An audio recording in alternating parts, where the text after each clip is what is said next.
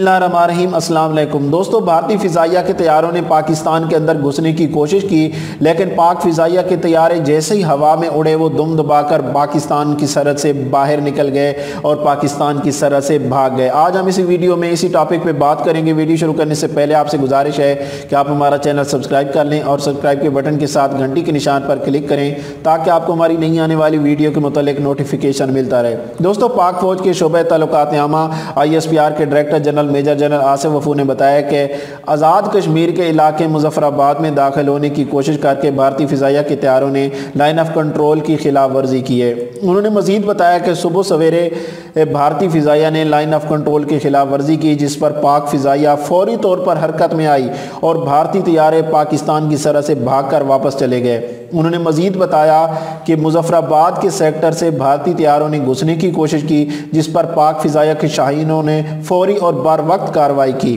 पाक फ़िज़ाइया के बर वक्त रद्दअमल के नतीजे में भारतीय तैयारे इतने जल्दी में थे कि वो अपने हथियार पाकिस्तान की सरहद में फेंक कर वापस चले गए, लेकिन खुशकिस्मती से पाकिस्तान के अंदर किसी किस्म का कोई माली या जानी नुकसान नहीं हुआ।